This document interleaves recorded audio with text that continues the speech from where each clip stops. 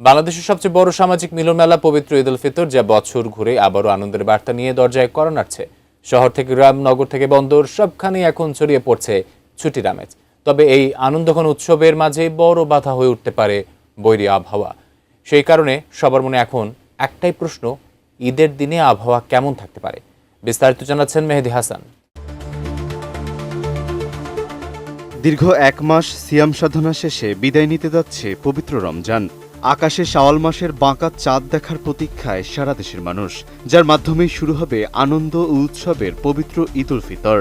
এই উৎসবকে ঘিরে দেশের প্রতিটি প্রান্তে প্রস্তুতি শুরু হয়েছে অনেক আগে থেকেই। প্রিয়জনদের সাথে ঈদের আনন্দ ভাগ করে নিতে এখনও বাড়ির পথে ছুটছে সাধারণ মানুষ।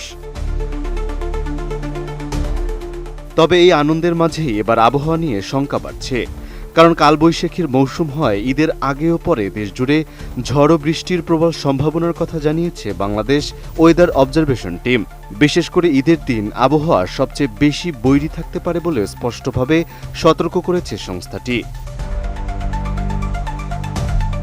আমি বুঝি নির্মাণের শিল্প, সালাম স্টিল বোঝে durability. Salam steel, most durable still.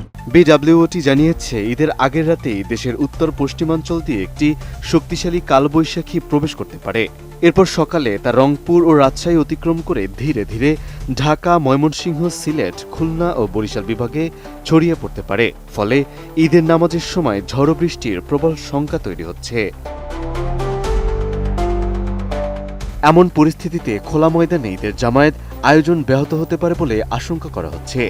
একই সঙ্গে দুপুরের মধ্যে এই ঝড় চট্টগ্রাম বিভাগেও পৌঁছাতে পারে এবং বিকেলের দিকে দ্বিতীয় দফায় আবারও ঝড় বৃষ্টির সম্ভাবনা রয়েছে, যা দিনের বড় একটি সময় জুড়ে আবহাওয়াকে আরও অস্থির করে তুলতে পারে। এদিকে ঈদের আগের দিন রাত থেকেই আবহাওয়ার এই পরিবর্তনের স্পষ্ট ইঙ্গিত মিলতে পারে বলে জানানো হয়েছে, যা ঈদের প্রস্তুতিতেও সরাসরি প্রভাব ফেলতে পারে। তবে ঈদের পরের দিন থেকে আবহাওয়া পরিস্থিতি কিছুটা উন্নতির আভাস দিচ্ছে সংস্থাটি। সেদিন ভোরে কিছু এলাকায় বৃষ্টির প্রবণতা থাকলেও দিনের বেলা দেশের বেশিরভাগ স্থানে আবহাওয়া অনেকটাই স্বাভাবিক হয়ে আসতে পারে।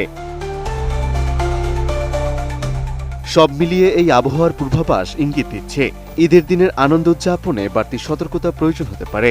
বিশেষ করে খোলা জায়গায় জামায়াত আয়োজন এবং যাতায়াতের ক্ষেত্রে আগাম প্রস্তুতি নেওয়ার পরামর্শ দিচ্ছে সংশ্লিষ্টরা। মেহেদী হাসান, এটিএন নিউজ।